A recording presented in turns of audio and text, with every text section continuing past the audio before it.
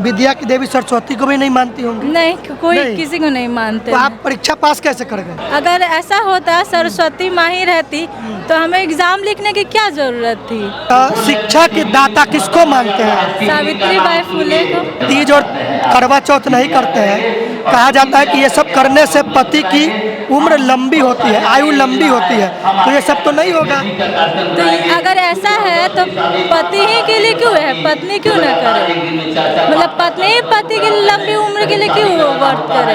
पति भी तो कर सकता है ना। बाबा साहब ने ऐसा क्या कर दिया आपके लिए? बाबा साहब ने हम लोग के लिए, जो हम लोग को पढ़ने का अधिकार नहीं था, पानी पीने का अधिकार नहीं था, कोट पैंट पहनने का अधिकार नहीं था, वो बाबा साहब हम लोग को दिए। रहने का अधिकार, हर एक चीज़ हम लोग को बाबा साहब ने दिए। देवी देवता है ही नहीं।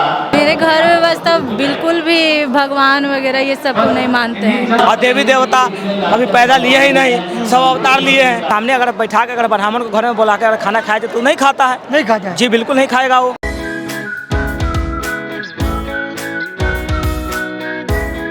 शादी बहुत धर्म से हुई है? जी, मेरी शादी बहुत ढंग से हुई है। आप कोई भी ये अंधविश्वास का जो कार्यक्रम होता है वो नहीं करते हैं? नहीं, बिल्कुल नहीं करते हैं। आपकी पढ़ाई लिखाई कितनी है? मेरी पढ़ाई ग्रेजुएशन पास हूँ। Graduation pass. हाँ। आपके घर परिवार वाले भी पुरानी व्यवस्था को नहीं मानते? नहीं, मेरे घर में बस तो बिल्कुल भी भगवान वगैरह ये सब को नहीं मानते हैं। वो पूरे रूप से बौद्ध धर्म है और मैं भी आई हूँ तो बौद्ध धर्म ही पहले से ही आप लोग हैं? हाँ जी। तो जो पुरानी व्यवस्था है तो उससे क्या दिक्कत है? आपको लगता है कि उसमें बहुत सारी खामियां हैं? क्या खामियां हैं? जो पुरानी व्यवस्था उसमें बहुत सारी खामियां, तभी उस चीज़ को जानने के बाद, ये सब जानने के बाद पता चला, इसीलिए बौद्ध धर्म को अपनाए हैं। अच्छा, बौद्ध धर्म में आने के बाद क्या लाभ हो रहा है? क्या खासियत है बौद्ध धर्म में? लाभ कुछ नहीं हो रहा है, बस इसमें समानता का अधिकार है और कुछ नहीं। और बहुत है। और बहुत सारा बात यहाँ पे अंधविश्वास से निकलने की बात की जा रही है। हाँ, अंधविश्वास से निकलने की बात की जा रही है। इसमें किसी तरह का भेदभाव नहीं है। इसमें जब आप आ जाएंगे तो आपको कोई पूजा पाठ नहीं करना होगा, जैसे करवा चौथ, तीज हो गया, ये करते हैं आप? नहीं, कभी नहीं। शादी मेरी 14 अप्रैल को ही हुई थी, बाबा साहेब की जन्म के दिन ही। उसके बाद से इतने सारे पर्व आए, बट हम कोई मतलब पर्व नहीं किए हैं, ना तीज व्यवस्था कुछ भी। तीज और करवा चौथ नहीं करते हैं। कहा जाता है कि ये सब करने से पति की उम्र लंबी होती है, आयु लंबी होती है, तो ये सब तो नहीं होगा। तो अगर ऐसा है तो पति ही के लिए क्यों है, पत्नी क्यों न करे? मतलब पत्नी ही पति की लंबी उम्र के लिए क्यों वर्त करे? पति भी तो कर सकता है ना। अगर ऐसा है तो पत्नी सिर्फ क्यों करे, पति भी पत्नी के लिए करे? पति मर जाएगा और मतलब पत्नी मर जाएगी, पति जिंदा रहेगा व्रत करने से। तो कैसे, क्यों ऐसा करें? ये सब अंधविश्वास है, ये सब कुछ नहीं है। तो ये सब आप नहीं मानते हैं तो आपके जीवन में कोई अनहोनी घटना घटता है क्या कि आप नहीं करते हैं? बिल्कुल भी नहीं, ये सब नहीं मानते हैं तो कभी भी हमारे ज़िंदगी में कोई घटना नहीं हुई। बहुत अच्छे से खुशहाल है और पैसे की बचत भी है।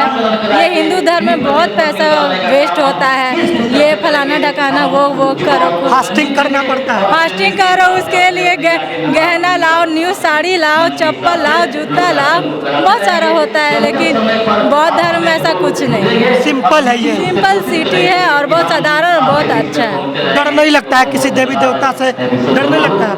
नहीं, डर क्यों लगेगा जब देवी देवता ऐसा है कि नहीं है? बिल्कुल देवी देवता है ही नहीं। ये कौन बता दिया आपको? बता दिया। कहाँ है देवी देवता, बताइए। आप तो विद्या की देवी सरस्वती को भी नहीं मानती होंगी? नहीं, कोई नहीं। किसी को नहीं मानते। तो आप परीक्षा पास कैसे कर गए? परीक्षा कैसे पास कर गए? अगर ऐसा होता सरस्वती माँ ही रहती तो हमें एग्जाम लिखने की क्या जरूरत थी। कहा जाता है कि विद्या देती है, लोग मूर्ति के नीचे वो कॉपी किताब रख देते हैं। विद्या आप जब तक ग्रहण नहीं करोगे तब तक आप एग्जाम नहीं लोगे, तब तक आप पास नहीं होगे। इससे सरस्वती माता से कोई लेना देना नहीं है। शिक्षा के दाता किसको मानते हैं? सावित्रीबाई फुले को। क्या किए? उन्हीं के वजह से आज देश में जितनी भी लड़कियां हैं, लड़के हैं शूद्र जाति के, वो सभी के लिए शिक्षा के लिए, हक के लिए लड़ाई की है। वो ना होती तो आज हम लोग कुछ ना होते। तो आप अच्छा, हमारी माता वही है, शिक्षा की माता, ना कि सरस्वती माता।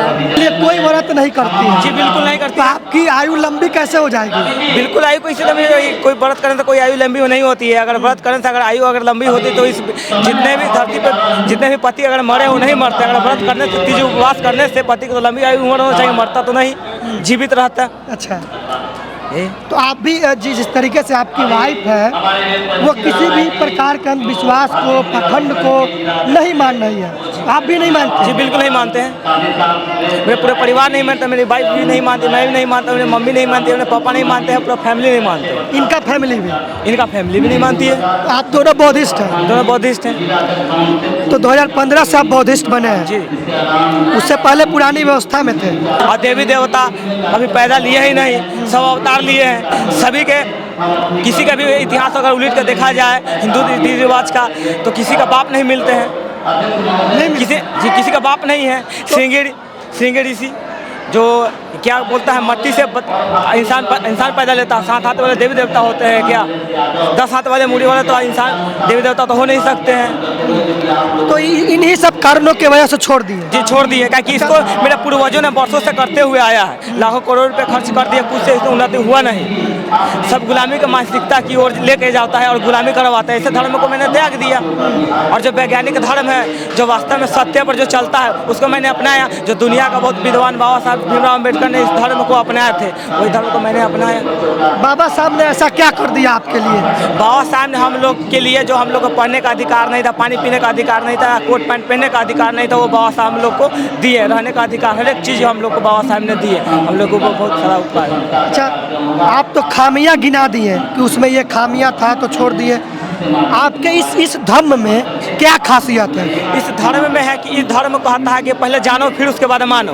किसी भी अंधविश्वास में कुशला को मत मानो। जो मैं कहता हूँ उसको भी मत मानो। जो भी किताब, धर्म शास्त्र, बड़े बड़े महान विद्वान कह के गए, उस बात को भी मत मानो। जो तुम्हारे स्वहित के लिए, समाज हित के लिए, देश हित के लिए जो अच्छा लगे, उस धर्म को तुम मानो, क्योंकि परिवर्तन होते रहता है।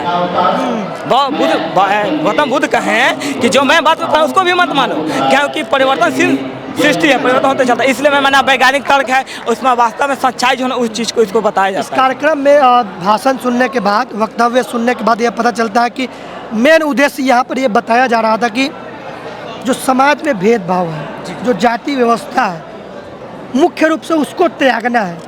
और उसमें रहने पर सामाजिक तौर पर हमारे साथ भेदभाव होता है।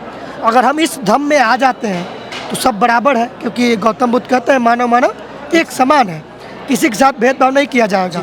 करुणा, मैत्री, प्रज्ञाशील, ये सब करना होता है, ये आप फॉलो करना होता है।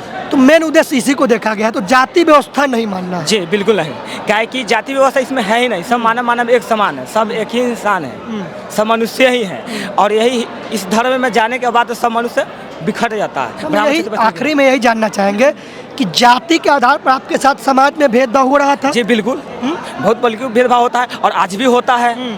किसी का छुआ हुआ पानी अगर सामने अगर बैठा के अगर ब्राह्मण को घर में बुला के अगर खाना खाए तो नहीं खाता है। नहीं खाता है? जी बिल्कुल नहीं खाएगा वो। अच्छा, मेरे समाज में संस्कार दीक्षा समारोह, यानी आपका जीवन मरण का जो संस्कार है, शादी विवाह में जो संस्कार होते हैं और निधन के बाद जो होते हैं, उसमें जो भेदभाव करने वाले लोग हैं उनको नहीं बुलाना है।